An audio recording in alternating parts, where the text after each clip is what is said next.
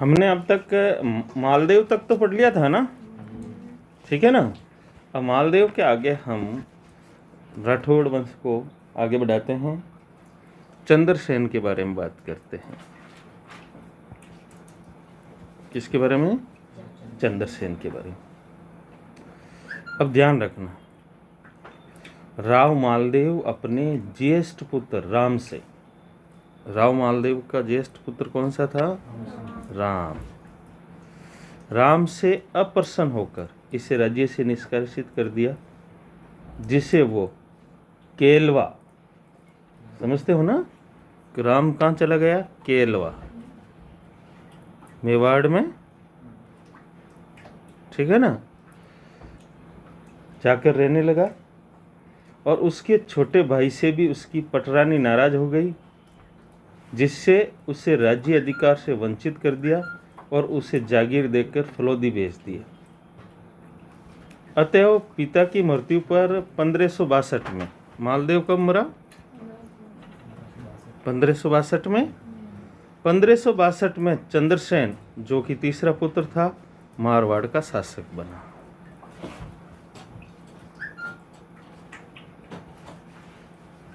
अब देखिए, ये वो कौन सा काल, जब हम 1562 कर रहे हैं तो इसका सीधा सा मतलब आप यूं समझिए कि मुगलिया सल्तनत के बारे में, मुगलिया शासन अब अकबर के हाथ में था,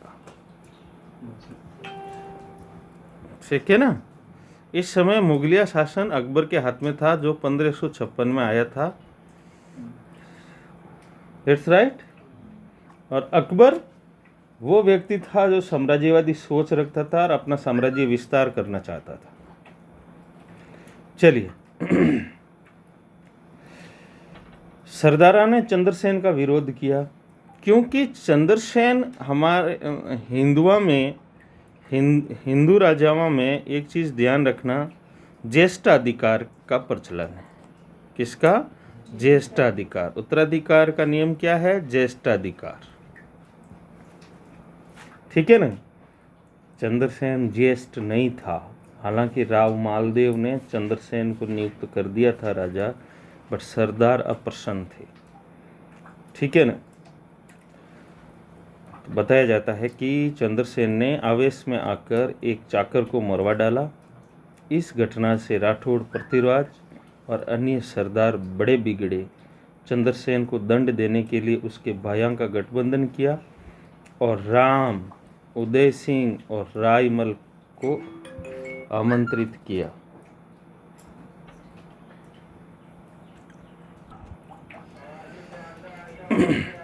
चलिए, तो फिर राम, उदय सिंह और रायमल, अब एक्चुअली में आप यूं समझ लीजिए कि चंद्रसेन से उनके सरदार नाराज थे। चंद्रसेन से सरदार तो नाराज थे ही, फिर इन सरदारा ने, जो ज्येष्ठ भ्राता था राम, उदय सिंह, ठीक है ना, रायमल, इनको बुला लिया और इनका गठजोड़ करवाया। उदय सिंह ने चंद्रसेन से लोहावट में मुकाबला किया। वहां चंद्रसेन की बर्छी का वार उदय सिंह पर हुआ, जिसके फलस्वरूप घोड़े से गिर गया और उसके साथी किसी तरह से घटनास्थल से बचा कर ले गए। इस लड़ाई में उदय सिंह के कई प्रमुख सहयोगी मारे गए और विजय चंद्रसेन की रही। तो इस संघर्ष में लोहावट का युद्ध होता है। किसका? लोहावट का युद्ध होता है, ठीक है। परीक्षा में प्रश्न पूछ ले, लोहावट का युद्ध किन किन के मध्य हुआ? तो उदय सिंह, मैं बोल रहा हूँ, उदय सिंह एवं चंद्रसेन के मध्य,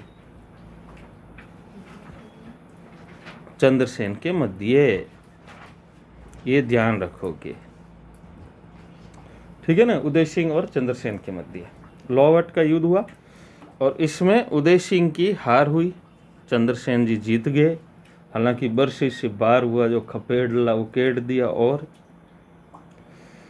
फिर लगभग 1564 में चंद्रसेन का भाई सौतेला था राम अकबर के दरबार में पहुंचा। 1564 में अकबर के दरबार में राम शाही सहायता की प्रार्थना की। अकबर भी अवसर की ताक में था।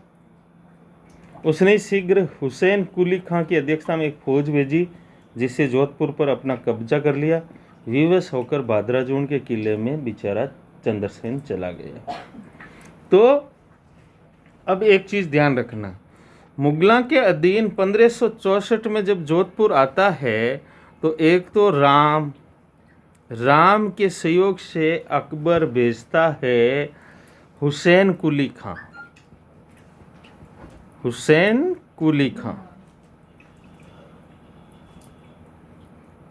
गुड, हुसैन कुली खां को भेजता है, ठीक है, और जोधपुर पर अधिकार कर लेता है। चंद्रसेन वहां से बेचारा भागकर भादराजून चला जाता है।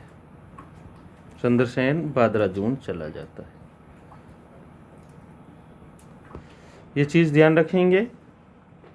फिर आप देखेंगे कि 1567 में यानी 1567 में चित्तौड़ विजय कर लेता अकबर। फिर 1570 में अकबर नागौर दरबार लगाता है। 1570 में नागौर दरबार। ध्यान रखना, राजपूत मुगल संबंधों की दृष्टि से अगर बात करें तो ये 1570 की घटना नागौर दरबार बहुत ही महत्वपूर्ण है।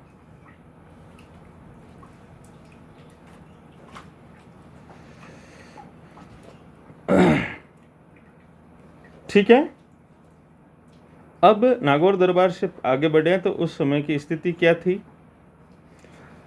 राव चंद्रसेन जो भादराजून चला गया था, जोधपुर छूट गया था, उनकी आर्थिक स्थिति भी कमज़ोर हो गई थी। जब आर्थिक स्थिति कमज़ोर होती है तो साथ में सरदार और सैनिक भी कम ही रहते हैं। इधर 1570 में अकबर ख्वाजा साहब की दरगाह की जियारत करने आया करता था। मैंने आपको बताया भी था कि ख्वाजा साहब की जियारत आगरा से पैदल आया करता था। कम से कम 10 से अधिक बार वो आया था, ठीक है ना। तो फिर ख्वाजा साहब ने कहा था कि क्या काम है, कि मुझे लड़का चाहिए, कि इसके लिए पहले शादी करनी पड़ती है। कि ओ शिट, भूल गया। फिर शादी करते हैं 1562 में, ठीक है ना।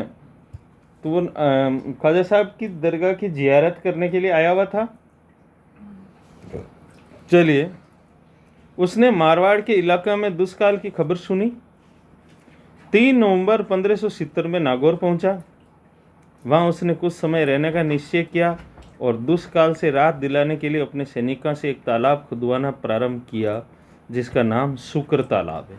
यानी कि नागौर में अकबर ने जो तालाब बनाया उसका नाम है शुक्र तालाब। ऐसे नहीं सनी तालाब, शुक्र तालाब। शुक्रिया नहीं होता, उसे शुक्र तालाब। अकबर ने उधर मेवाड़ के विरुद्ध कार्रवाई करने की योजना बना ली थी। यहाँ कई नरेश, जिनमें बीकानेर जैसलमेर के नरेश मुख्य थे, अकबर से मिलने को पहुंचे। बीकानेर और जैसलमेर। आमेर द्वारा जो वैवाहिक संबंध का सिलसिला प्रारंभ हो गया था 1562 में, आमेर से वैवाहिक संबंध हो गया था, जिसे जोधाबाई हरकाबाई बोल सकते हैं आप। उसके पद चिन्ह पर चलकर बीकानेर और जैसलमेर के शासकों ने भी अकबर से वैवाहिक संबंध जोड़े। ये नागौर दरबार किस किसने? बीकानेर और जैसलमेर।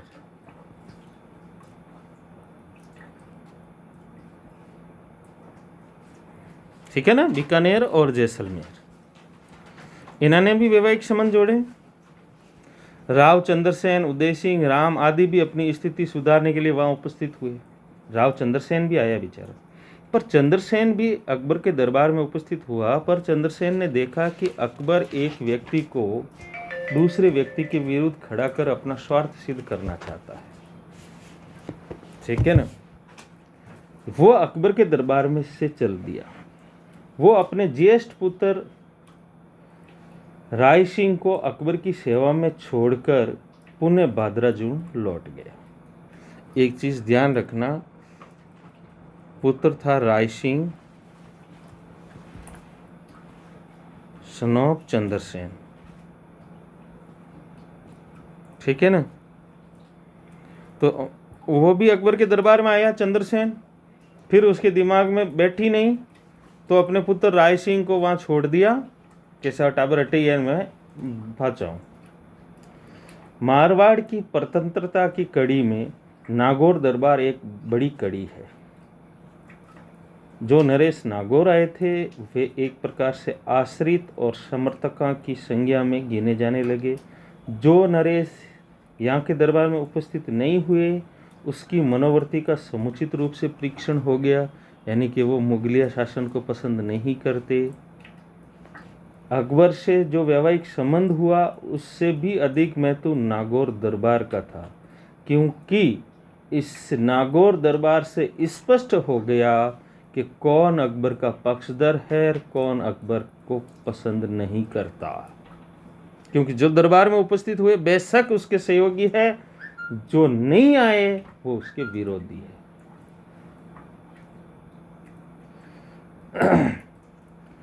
चलिए अब एक और चीज, नागौर दरबार के बाद मारवाड़ की स्थिति स्पष्ट थी, तो बीकानेर नरेश राय सिंह को जोधपुर का अधिकारी नियुक्त कर महाराणा कीका को मारवाड़ से सहायता मिलने या इस मार्ग से गुजरात में हानि पहुंचाने की संभावना समाप्त कर दी। ठीक है ना। एक ध्यान रखना, फिर एक हमेशा पूछा जाता है कि भाई कि चंद्रसेन को वहां से हटा दिया और अभी तक राम या उदय सिंह को शासक नियुक्त नहीं किया अकबर ने, ठीक है ना। तो फिर प्रशासक किसे नियुक्त किया? बीकानेर नरेश राय सिंह, ये ध्यान रखना, बीकानेर नरेश राय सिंह।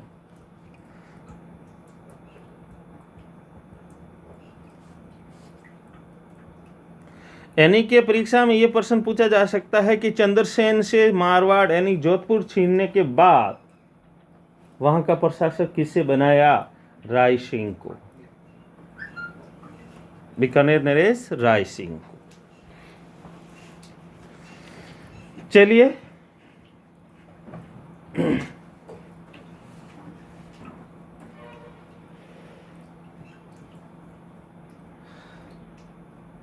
उदय सिंह को सामावाली पर अधिकार करने की आज्ञा देकर अकबर ने उससे अपनी ओर मिला लिया और उधर से होने वाले गुर्जरों के उपद्रव को कम करने का उपाय ढूंढ निकाला।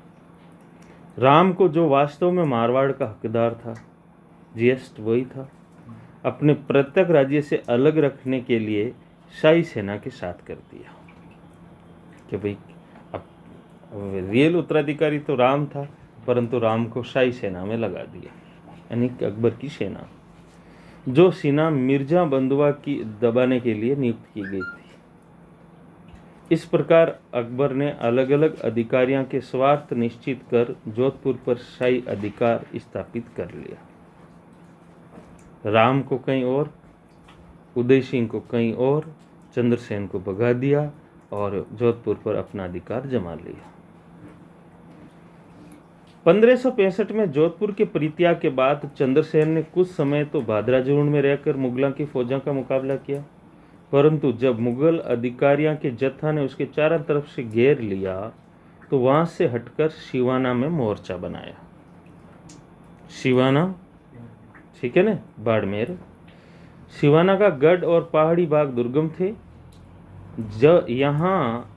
जब चंद्रसेन का पता न लगा तो मुगल अधिकारियों ने उनके समर्थकों को समाप्त करने का प्रयत्न किया। ऐसे समर्थकों में सोजत का कल्ला था। रावल, सुखराज, सुजार, देवीदास भी चंद्रसेन के साथी थे। चंद्रसेन के विरुद्ध सिवाना में भी सभी मुगल शक्ति लगा दी थी, जिससे तंग आकर वो रामपुरा की पहाड़ा में जा रहा। सिवाना से निकलकर चंद्रसेन काणुजा के पहाड़ा में चला गया। ये रहा काणुजा। और आसपास लूट खसोट प्रारंभ करती। अब क्या करें भाई, कने शमान है नहीं, भादरा जून से शिवाना, ठीक है ना, भादरा जून से शिवाना, शिवाना से रामपुरा, ठीक है ना, रामपुरा से काणुजा, ठीक है, काणुजा,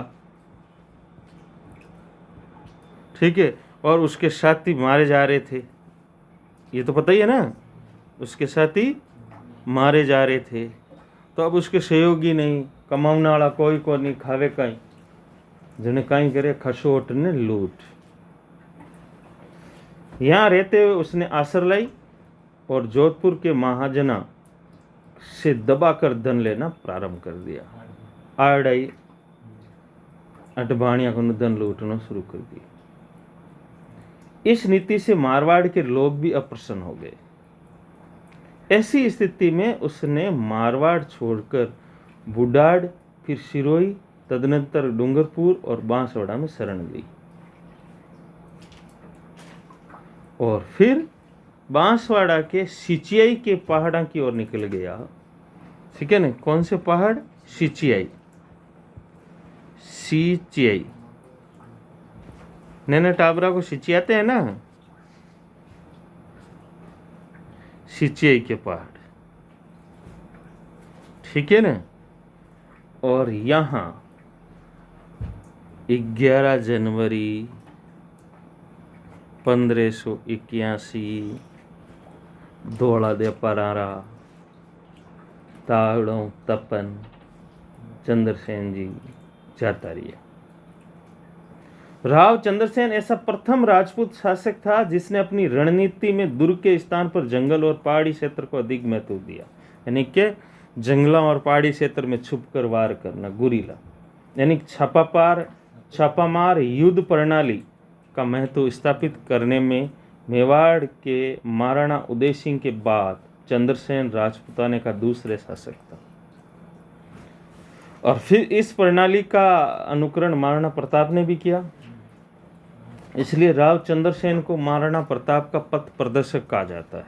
अगर आपसे परीक्षा में प्रश्न पूछे कि किस मारवाड़ शासक को राणा प्रताप का पथ प्रदर्शक कहा जाता है, ठीक है ना, इसलिए राव चंद्रसेन को मारवाड़ का प्रताप भी कहा जाता है। क्या कहा जाता है? मारवाड़ का प्रताप।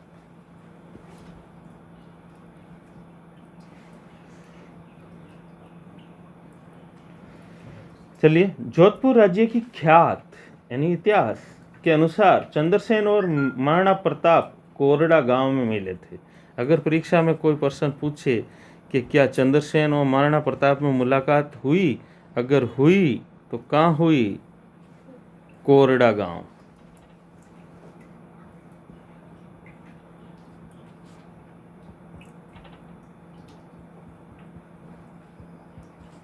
कोरड़ा गांव में उनकी मुलाकात हुई। गुड। राव चंद्रसेन ऐसा अंतिम राठौड़ शासक था जिसने अकबर की अधीनता स्वीकार नहीं की, बल्कि कष्टों का मार्ग अपनाया। तत्समय राजपुताने में महाराणा प्रताप और राव चंद्रसेन दो स्वाभिमानी वीर अकबर की आंखों में कांटे बन गए थे, ऐसा कहा जाता है। चलिए, तो 1581 में मर गया। मैंने एक बार फिर याद दिलाया था, याद दिला दूं आपको कि राव मालदेव 1562 में मरा था बेचारा, और उसके मरने से लेकर 1583 तक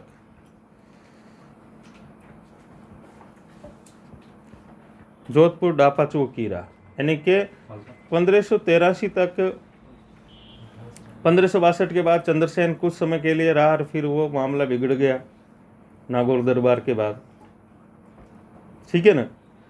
फिर वो राय सिंह प्रशासक बन जाता है। तब अब 1583 में 1583 में मोटा राजा उदय सिंह, ये ध्यान रखना, मोटा राजा उदय सिंह, नाम क्या है? मोटा राजा उदय सिंह।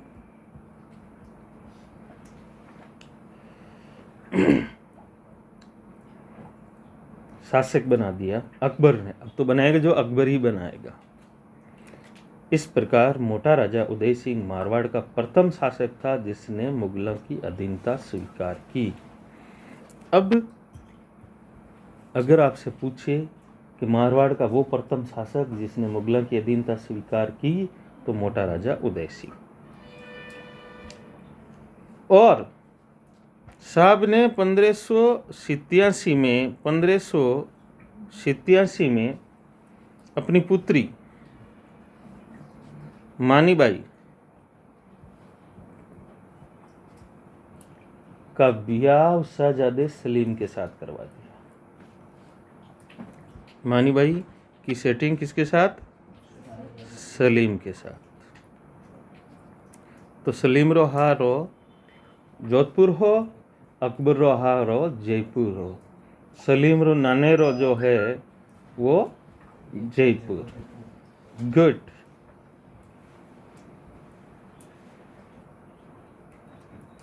एक किताब है उमरा ए हनूद, किताब का नाम क्या है?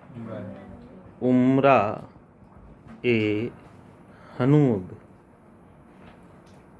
इस किताब में मानीबाई का दूसरा नाम जगत गुसाई लिख रखा है। क्या लिख रखा है? जगत गुसाई, पूरो जगत गुसाई। ठीक है। जोधपुर की राजकुमारी होने के कारण उसे जोधाबाई भी कहा जाता है। इस विवाह के अवसर पर उदय सिंह को 1000 का मनसबदार बना गया, प्रमोशन हो गया। जोधपुर राज्य में ये प्रथम व्यक्ति था जिसने मुगलों से वैवाहिक संबंध स्थापित कर अपने प्रभाव को मुगल व्यवस्था में बढ़ाने की चेष्टा की। इसी जोधाबाई से शहजादा खुर्रम हुआ था। कौन? शहजादा खुर्रम।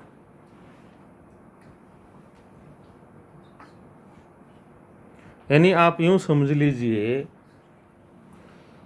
मारवाड़ रो पावणो जहांगीर जो अकबर के बाद शासक बना, मारवाड़ रो भाणजो शाहजहां जो जहांगीर के बाद शासक बना।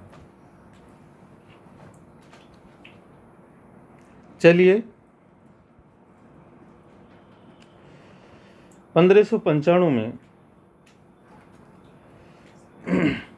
मोटा राजा जी मर जाते हैं।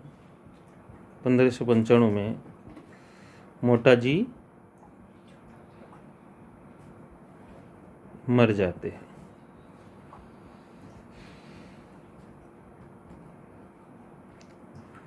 तो उसकी मृत्यु होने के बाद अकबर ने सूरसिंह को उसके कई बड़े भाइयों के होते हुए भी मारवाड़ का स्वामी स्वीकार कर लिया। यानी कि अकबर ने खुद ने ज्येष्ठाधिकार यानी हिंदू उत्तराधिकार, हिंदू राज्य उत्तराधिकार का नियम का उल्लंघन किया और उसने सूरसिंह को बना दिया। ठीक है ना। और सूरसिंह, मोटा राजा उदय सिंह मरते ही सूरसिंह उस समय लाहौर थे और अकबर भी उस समय लाहौर ही थे, तो लाहौर में ही टीका दे दिया गया था। ठीक है। 1604 में यानी कि अकबर मरने से 1 साल पहले, यानी कि मरतो अकबर सूरसिंह को सवाई राजा की उपाधि दी। तो क्या नाम हो गया? सवाई राजा सूरसिंह।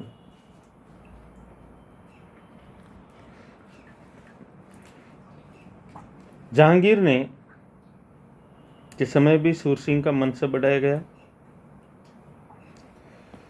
और सबसे महत्वपूर्ण बात 1613 भाई 1605 में आपको थोड़ा सा मुगल इतिहास भी याद रखना पड़ेगा। 1605 में अकबर मर जाता है और सलीम जहांगीर के नाम से शासक बन जाता है। जहांगीर शासक बनते ही उसका पहला काम राजस्थान में ये रहता है, चूंकि महाराणा प्रताप से अकबर का निरंतर संघर्ष था। अब महाराणा प्रताप भी नहीं रहे, उनके पुत्र अमर सिंह है। ठीक है ना। तो अब अमर सिंह यानी मेवाड़ को अधीन करने के लिए जहांगीर प्रयासरत था और उसने अपने पुत्र खुर्रम, हु इज खुर्रम, शाहजहां, ठीक है ना। तो 1613 में खुर्रम को भेजा गया था मेवाड़ को अधीन बनाने के लिए। उस समय सूर सिंह भी उसके साथ था। ये परीक्षा में पूछा जा सकता है। सूर सिंह, सूर सिंह खुर्रम के साथ था, यानी कि जोधपुर शासक सूर सिंह अमर सिंह को अधीन बनाने के लिए प्रयासरत था। जयपुर शासक मान सिंह महाराणा प्रताप को अधीन बनाने के लिए प्रयासरत था। पर आपको पता है खुर्रम ने अमर सिंह को संधि करने के लिए बाध्य किया। ये हम पढ़ेंगे मेवाड़ के इतिहास में। फिर साउथ में रहते हुए 1619 में सूर सिंह की भी मृत्यु हो जाती है। 1619 में मिस्टर सूर Singh has gone in heaven.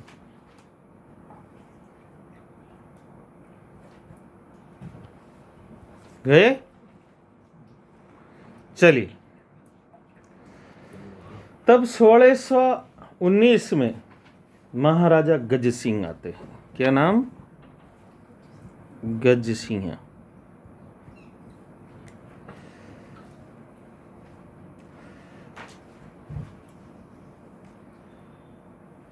अब साउथ में सूर सिंह की मृत्यु हुई तो बुरहानपुर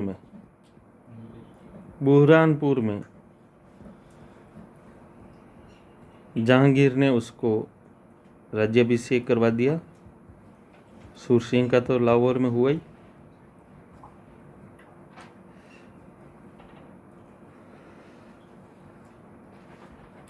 अब देखिए 1621 ईस्वी में इनको शाहजादा खुर्रम के विरुद्ध 5,000 जात और 4,000 सवार का पद देकर भेजा गया। मुगल सम्राट जहांगीर ने गज सिंह की वीरता से प्रसन्न होकर दल थम्बन की उपाधि दी। किसकी? ये थोड़ा सा बात याद रखने की। दल थम्बन, दल मतलब ग्रुप, सेना का समूह, थम्बन यानी थम्बनाड़ो, यानी कि सेना के समूह को रोकने वाला, दल थम्बन। ठीक है ना। और उसके घोड़ा को शाही दाग से मुक्त कर दिया।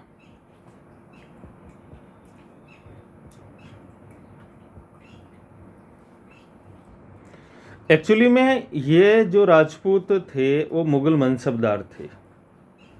ठीक है ना।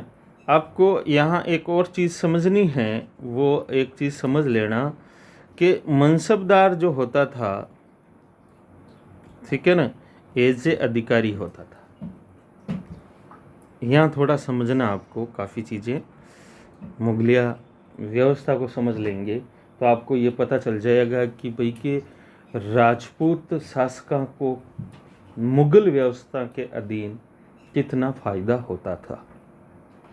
ठीक है ना। क्योंकि बार बार जात सवार आते हैं तो ये कंफ्यूज ना करें, तो पहले इसको समझ लेते हैं। मनसबदार एक पद यानी प्रशासनिक श्रेणी, ठीक है ना। उसमें दो चीजें होती थी, जात और सवार।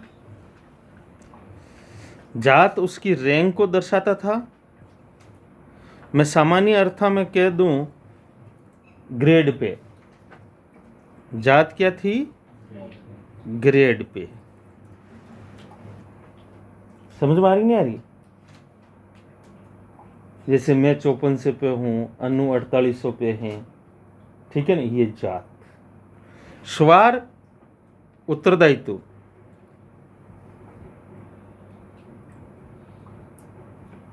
अर्थात उसको इतनी सैनिक वहन करना पड़ेगा। ठीक है, यानी उसके पास इतने सैनिक रहेंगे जिसकी व्यवस्था वो करेगा। हालांकि खर्चा तो सरकार देती थी, ठीक है ना। अब फिर इनके वेतन की व्यवस्था क्या थी? इनको जागीर मिलती थी। क्या मिलती थी? जागीर। जागीर मतलब कि ये भी समझना जरूरी है,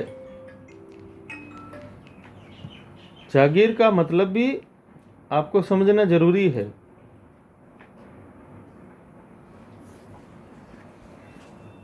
मैं बात कर रहा था जागीर के बारे में। जागीर एक्चुअली में वो क्षेत्र, एक्चुअली में जागीर आप यूँ मान लीजिए कि एक जागीरदार को ये एक एरिया दे देते थे, इससे जो भी राजस्व आता था वो मनसबदार का होता था, ठीक है ना। जमीन का मालिक नहीं था, वो राजस्व का मालिक था, ठीक है ना। जैसे 5,000 जात 5,000 सवार, ठीक है ना। तो 5,000 जात से उसकी रैंक का पता चल रहा है कि लेवल अपर है, ठीक है ना। पहले 2,000 था, अब 3,000 कर दिया, यानी प्रमोशन हो गया। सवार यानी कि उसकी लाइबिलिटीज कि भाई उसको कितने काम करना है, ठीक है ना। अब उसका वेतन नकद दे दिया जाता था तो कोई बात नहीं, पर मैक्सिमम जागीर के रूप में, ठीक है। जागीर मतलब एक एरिया आवंटित कर देते थे, इस एरिया से जो भी राजस्व आएगा वो तेरा, ठीक है ना। तो वो जागीरदार होता था। क्या कहलाता था? जागीरदार। जागीरदार जमीन का मालिक नहीं था, ध्यान रखना। जागीरदार केवल और केवल राजस्व का हकदार था। किसका? राजस्व का हकदार था, न कि जमीन का मालिक। जमीन का मालिक तो जमींदार कहलाता था, जमीन का मालिक तो जमींदार कहलाता था, ठीक है ना। अब बात यह आती है कि भाई राजपूतों को क्या फायदा हुआ। देखिए, राजपूतों के पास एक तो थी वतन जागीर। क्या थी? वतन जागीर। वतन जागीर यानी कि जो जैसे जोधपुर का शासक है तो जोधपुर का जो मारवाड़ है वो जोधपुर के शासक की वतन जागीर है, यानी कि वो तो खुद की वतन, खुद की जागीर है। दूसरा, जोधपुर का शासक मनसबदार भी है और उसको वेतन भी मिलता था, और वेतन के रूप में उससे बंगाल में एक बहुत बड़ा एरिया आवंटित हो रखा है कि वहां से उसको राजस्व मिलेगा। तो वो हो गई वेतन जागीर। क्या हो गई? वेतन जागीर। मैंने दो शब्द यूज किए, वतन जागीर और। तो अब इन राजपूत शासकों को मुगलों की सेवा में जाने से बहुत ज्यादा फायदा हुआ। एक तो वतन जागीर तो उनके पास थी और वेतन जागीर से और कमा के खाते थे। फिर बाह्य आक्रमण का कोई डर नहीं था क्योंकि मुगलों की शरण में है, तो समस्या कहीं थी नहीं। तो आप देखेंगे कि भाई कि राजपूत शासक भी बड़े शान शौकत यानी कि मुगलिया अदावा को अपना लिया था। समझ में आ रही है ना? मुगलिया अदावा अदब सारे वो अपना लिए थे। शौक भी निराले निराले हो गए। जैसे मान सिंह के 1500 रानियां थी। कितनी? 1500। गेला में रुकियो जटी रानी, कापेड़ा में रानी, उलियाव में रानी, पिचियाक में रानी, ठीक है ना। जट जाओ तो जटी रानी। तो ये मुगलिया। चलिए, तो दल थंबन आप समझ गए, ठीक है ना।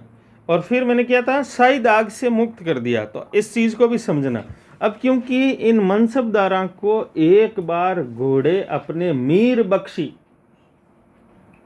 मुगल प्रशासन में मुख्य सेनापति यानी कि मुख्य सैन्य अधिकारी जो था वो मीर बख्शी था। और ध्यान रखना कि अलॉटमेंट मीर बख्शी ही करता था मनसबदार का। समझ में आ रही है यार? तो मीर बख्शी के सामने घोड़े प्रस्तुत करने पड़ते थे और फिर घोड़ों के चिन्ह लगाया जाता था। क्योंकि मैंने आपको बताया था अगर चिन्ह नहीं लगाए तो फिर वो दूसरा लाइन बल पकड़ाई दे, तो चिन्ह लगा देता। वो घोड़ा वो क्या विनती करता था वो तो आपको पहले ही पता है। घोड़ा एक दो बात बताता था, जिसको चिन्ह लगाता था उसको कहता था, ठीक है ना। तो दल थम्बन की उपाधि दी गज सिंह को और उसको सही दाग से मुक्त कर दिया कि वह तने गोता खमना जरूरत कर तो मौज कर। चलिए, महाराजा गज सिंह का बड़ा पुत्र अमर सिंह था। गज सिंह जी का, दल थम्बन जी का बड़ा पुत्र का क्या नाम था? अमर सिंह। लेकिन महाराजा ने अपने छोटे पुत्र जसवंत सिंह को उत्तराधिकारी घोषित किया और छोटा बेटा था जसवंत सिंह।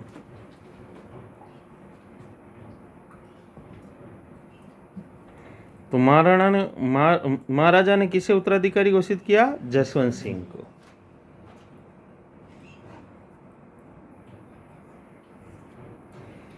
ठीक है ना? क्यों? जोधपुर के राजा गज सिंह जी ने अपने बड़े पुत्र अमर सिंह को उसकी स्वतंत्र और विद्रोही प्रवृत्ति, मतलब उच्छृंखल, कहनो नहीं मानता, बैठ ऐसे ही चलेगा, यहाँ तो कौन है, ठीक है ना, बस ऐसे विद्रोही प्रवृत्ति से नाराज होकर राज्य से निकाल दिया गया था। इस पर शाहजहां ने अमर सिंह को नागौर परगना अलग कर दिया। पहले मारवाड़ में नागौर था, अब नागौर को अलग करके वो अमर सिंह को सेपरेट दे दिया गया था, यानी कि जोधपुर को भी हल्का कर दिया। मतलब मुगलिया की ये सियासत है, मुगलों की ये सियासत है कि भाई कि किसी शासक को इतना मजबूत नहीं होने देना कि वो विरोध करे, ठीक है ना। तो अब ये अमर सिंह नाराज था, तो अमर सिंह शाहजहां के दरबार में चला गया, तो शाहजहां ने उसे नागौर का सेपरेट शासक बना दिया। किसको? अमर सिंह को। गुड, ठीक है ना। तो अब जोधपुर भी हल्का हो गया। फिर जोधपुर, बीकानेर, नागौर ये प्रति संतुलित रहेंगे अपने आप। अब मतिरे की राड इसी अमर सिंह से जुड़ी हुई है, ठीक है ना, इसी अमर सिंह से जुड़ी हुई है मतिरे की राड। 1644 ईस्वी में नागौर राज्य की अंतिम सीमा पर, पहले तो 1644 ईस्वी याद रखना, अब ध्यान से सुनना। नागौर राज्य की अंतिम सीमा पर स्थित एक किसान के खेत में मतिरे की बेल लगी। बेल खेत की माड़ करके, मेड़ को पार करके, ठीक है, माठ डाक यानी बीकानेर राज्य की सीमा में स्थित एक किसान के खेत में चली गई और वहां एक मतिरा लग गया, जिस पर स्वामित्व को लेकर दोनों किसानों में झगड़ा हो गया। यानी कि मतिरो बायोड़ो नागौर में और बेलड़ो गियोपरो बीकानेर में। इस समय बीकानेर के नरेश करण सिंह से झगड़ा सैनिकों तक जा पहुंचा। दोनों तरफ के कई सैनिक मारे गए, जो मतिरे की राड के नाम से फेमस है। समझ में आ रहा है नहीं आ रहा? तो मतिरे की राड के समय नागौर का शासक तो अमर सिंह और बीकानेर का करण सिंह। इस चीज को आप ध्यान रखेंगे।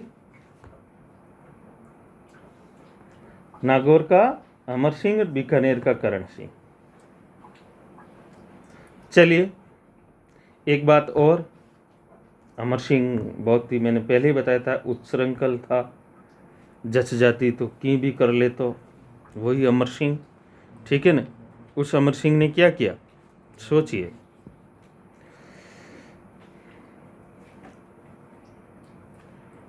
और अमर सिंह शाहजहां की सेवा में आगरा में था। जब उसे झगड़े की जानकारी हुई तो उसने नागौर जाने के लिए बादशाह से अवकाश लेना चाहा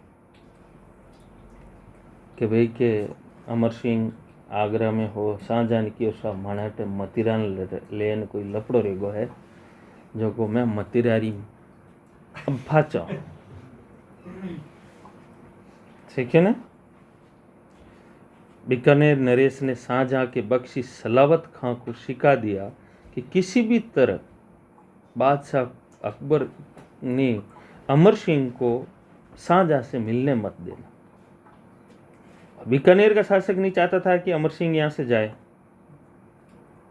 ठीक है ना। फालतू में दांतिया करी भले, तो सलावत खां को सिखा दिया।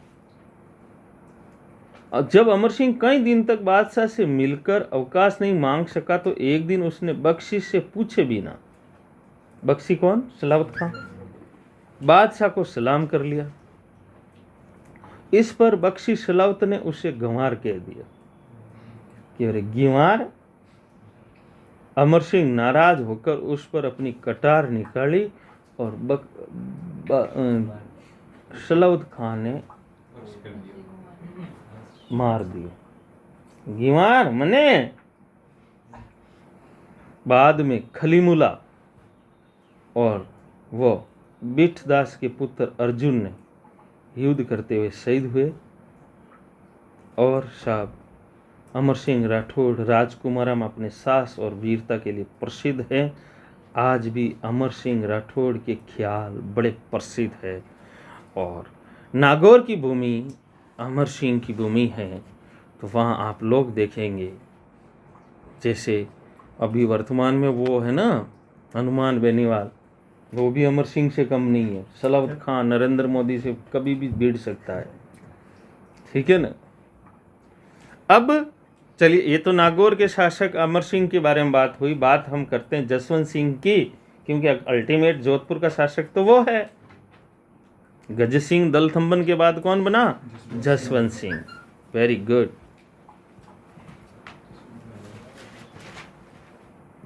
जसवंत सिंह।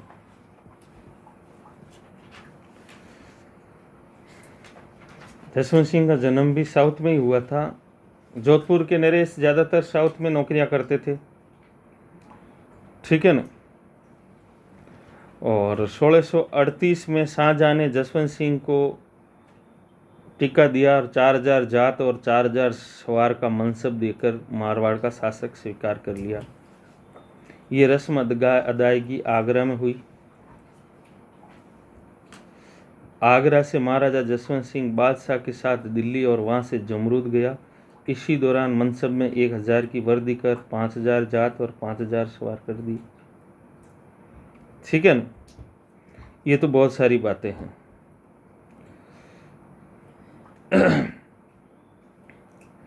और कंधार का किला, एक चीज और ध्यान रखना, मुगलों की सबसे बड़ी समस्या क्या थी? कंधार का किला। कंधार का किला जो अफगानिस्तान में और ईरान में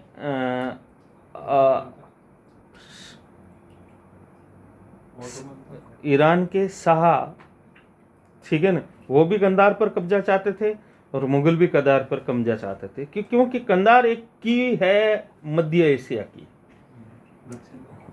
ठीक है ना, मध्य एशिया की है। आज भी अफगानिस्तान को लेकर हम कितना चिंतित है कि नहीं है? प्रेजेंट टाइम में भी हम अफगानिस्तान को लेकर चिंतित है। क्योंकि एक्चुअली में जैसे कि जो ही घोषणा हुई कि जो बाइडेन, ठीक है ना, अफगानिस्तान से अपनी सेना वापस ले लेगा, तो तालिबान के वापस उभरने का खतरा पैदा हुआ। क्योंकि तालिबान पाकिस्तान सपोर्टर है, तो हमें अफगानिस्तान खोने का बहुत डर रहता, ठीक है ना, क्योंकि मध्य एशिया पहुंचने की है। तो कंधार पर ईरान के शाह ने जब आक्रमण किया तो जसवंत सिंह ने बहुत बड़ी वीरता का परिचय भी वहां दिखाया। खैर कोई बात नहीं।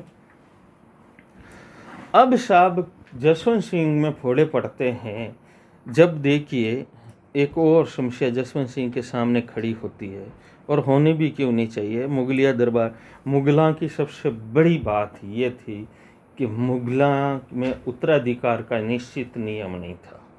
मुगलों का उत्तराधिकार का निश्चित नियम नहीं था, ठीक है ना।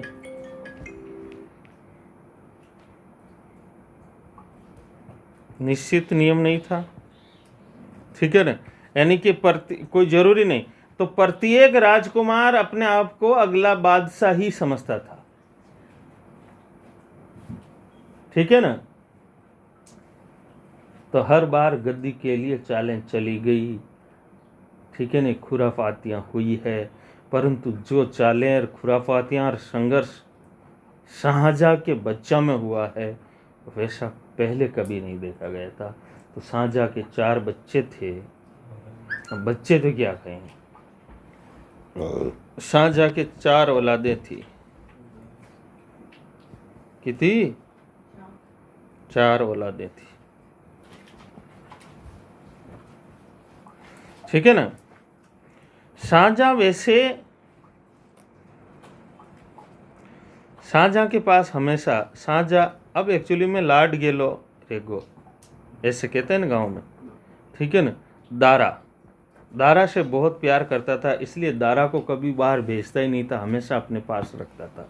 जब बाहर भेजा ही नहीं, संघर्ष किया ही नहीं, ठीक है ना, दुनियादारी सीखी ही नहीं, युद्ध की पेचीदगियाँ सीखी ही नहीं, ठीक है ना, विद्वान तो बहुत हो गया, यानी कलम का धनी तो बहुत हो गया, पर तलवार से तो दूर ही रहा ना।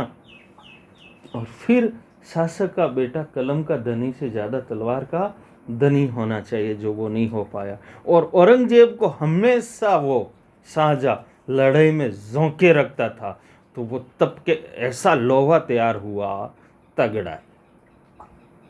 समझ में आई? यानी कि शाहजहाँ दारा को पसंद करता था, ठीक है ना।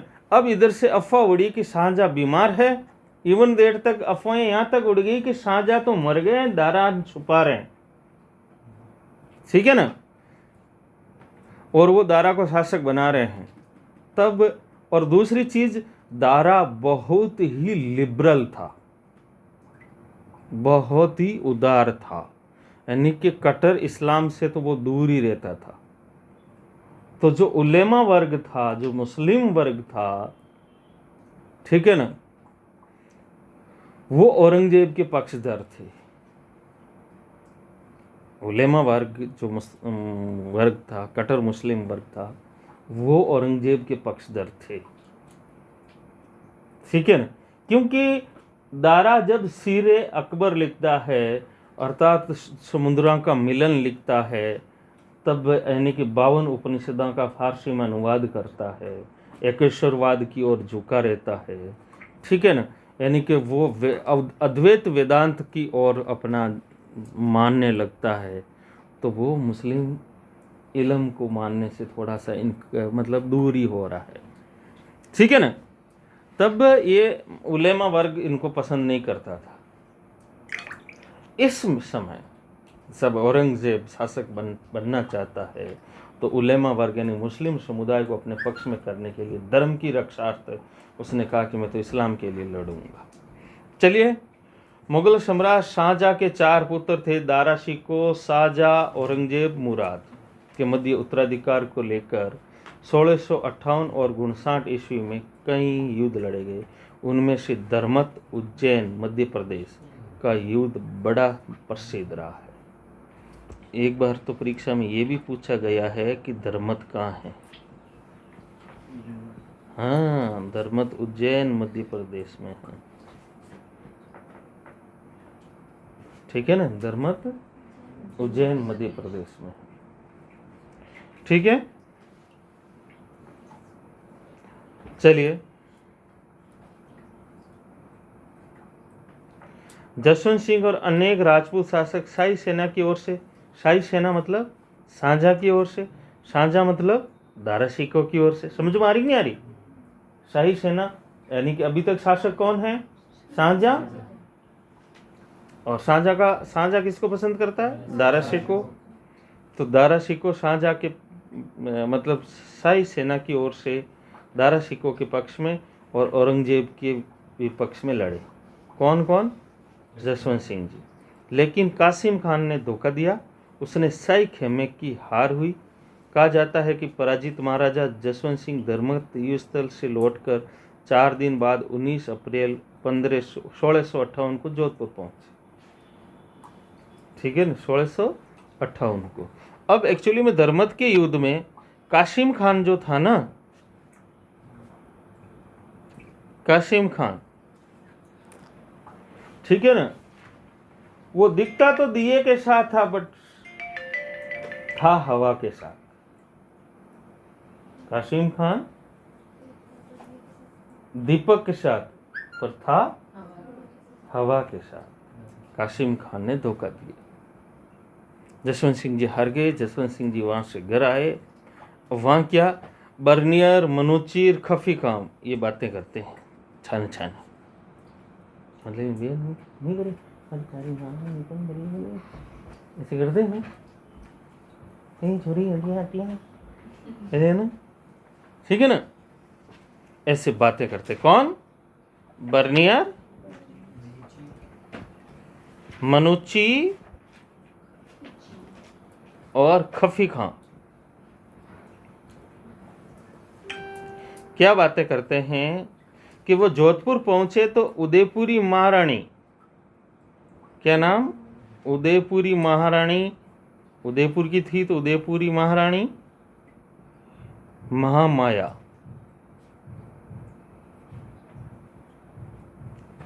ठीक है ना, किले के द्वार बंद करवा दिए और कहा कि जसवंत सिंह जी हो ही नहीं सकते। कि क्यों? कि राजपूत युद्ध से या तो जीत कर आते हैं या मर जाते हैं। मैंने तो सुना ही नहीं है कि युद्ध जीत लिया गया है। इसका मतलब मर गए होंगे। झूठ बोल रहा है, जसवंत सिंह है ही नहीं। महामाया ने क्या कहा? खाल राजपूत तो ऐसे नहीं आ सकते भाई। महाराजा पराजय के बाद लौट नहीं सकते, वो कोई अन्य व्यक्ति है, ये कहकर सती होने की तैयारी करने लगी। क्योंकि धर्मत का युद्ध हार गए हैं, इसका मतलब जसवंत सिंह जी मर गए। जसवंत सिंह जी यहाँ गेट पे हैं, ये संभव ही नहीं है। क्योंकि मुझे तो समाचार मिला नहीं कि धर्मत का युद्ध जीत गए।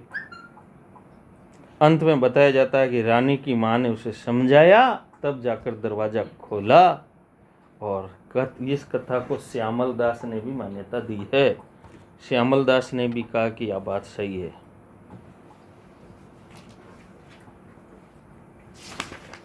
चलिए, जसवंत सिंह जी बड़े शर्मिंदा भी हुए होंगे कि भाई आप कहीं लोग गई सती रमने जावे। चलिए,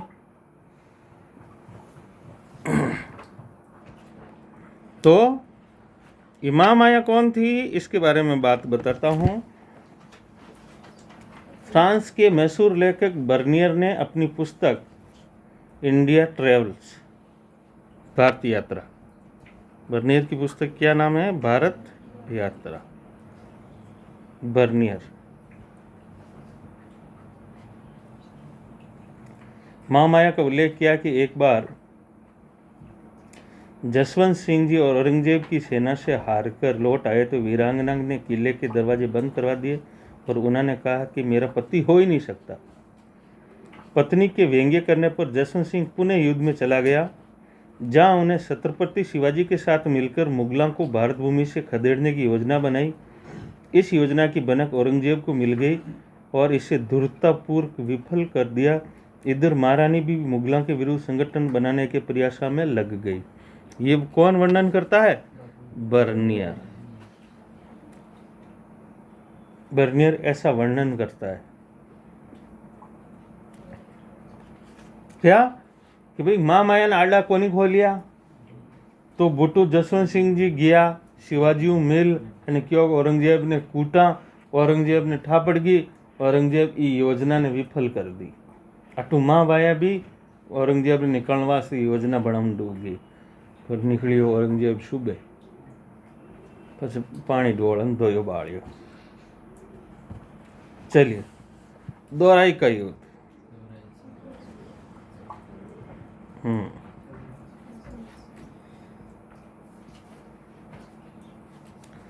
अपन क्या कि इतिहास की एक एक कड़ी या एक एक इकाई ले रहे हैं।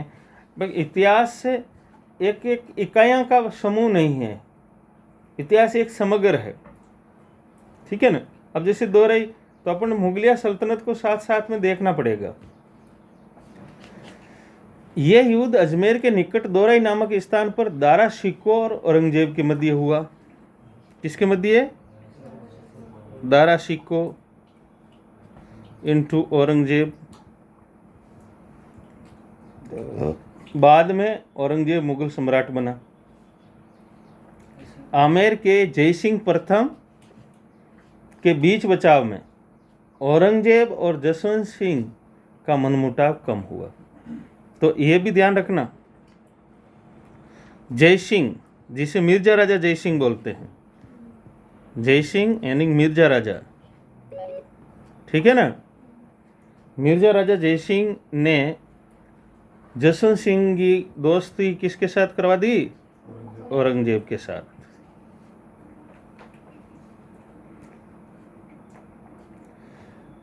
सम्राट औरंगजेब ने उसे पुनः खिताब यानी सम्मान और मनसब बहाल कर दिए और 1959 में महाराजा जसवंत सिंह को गुजरात का सूबेदार बना दिया।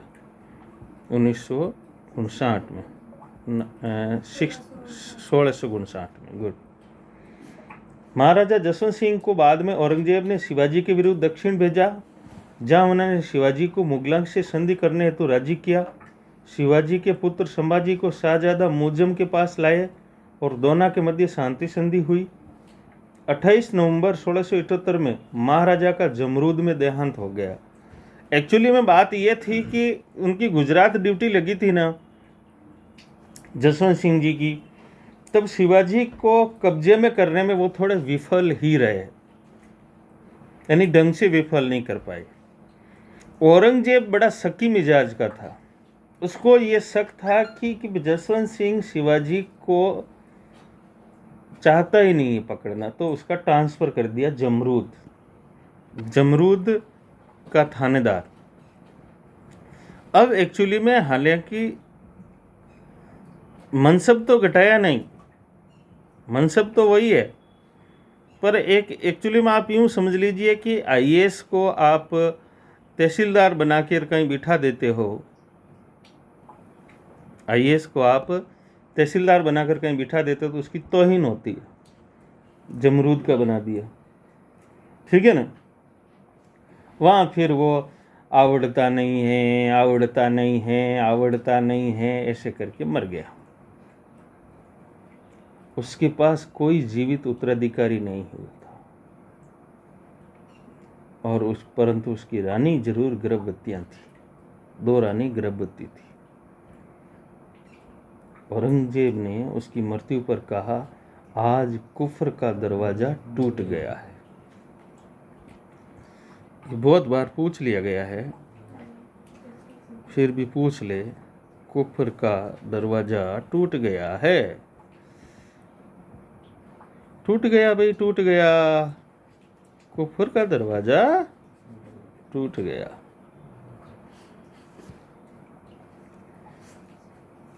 जसवंत सिंह जी विद्यानुरागी थे। उन्होंने रीति और अलंकार पर अनुपम ग्रंथ भाषा भूषण की रचना की। जसवंत सिंह जी ने किसकी रचना की? भाषा भूषण। भाषा भूषण, ध्यान रखना। इसके अलावा महाराजा ने अप्रोक्ष सिद्धांत, सार और प्रबोध चंद्रोदय नाटक भी लिखे। Very good. अप्रोक्ष सिद्धांत, अप्रोक्ष सिद्धांत, अप्रोक्ष मतलब प्रत्यक्ष, अप्रोक्ष सिद्धांत, सार और प्रबोध चंद्रोदय, प्रबोध चंद्रोदय, ये नाटक लिखे।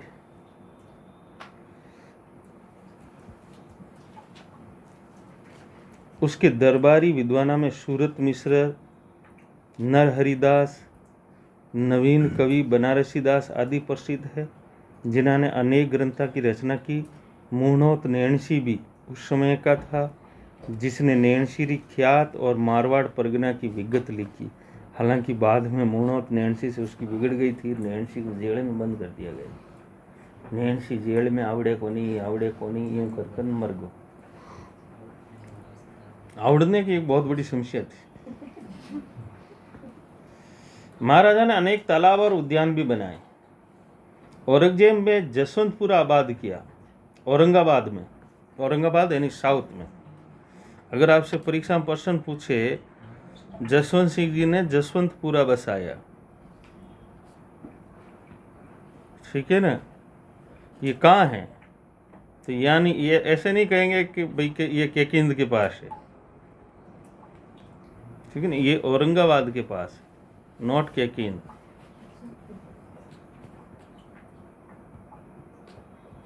कहाँ? औरंगाबाद के पास। चलिए, आगरे के निकट मुगल राजपूत शैली का कचहरी भवन बनाया। क्या बनाया? कचहरी भवन। रानी अतिरंगदे, रानी अतिरंगदे, उनकी एक रानी थी जिसका अतिरंगदे, अच्छो रंगदे, ने जान सागर तालाब बनाया। ओए होए, जान टेक थी। तालाब का क्या नाम? जान सागर, जिसे शेखावत जी का तालाब भी बोलते हैं। इसी जान सागर तालाब को क्या बोलते हैं? शेखावत जी का तालाब।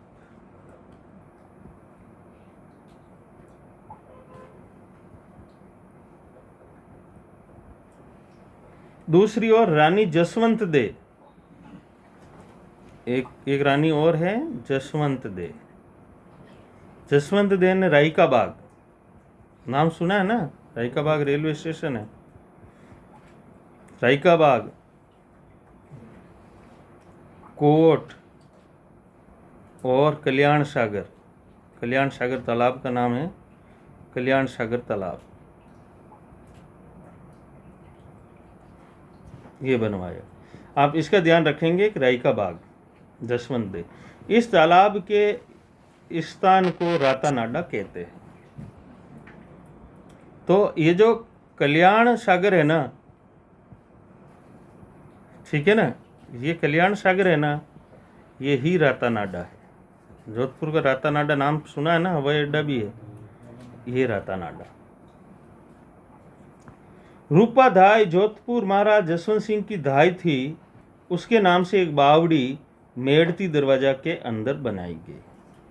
इस प्रकार ये जोधपुर को हम राठौड़ा का तीसरा भाग हम कल करेंगे।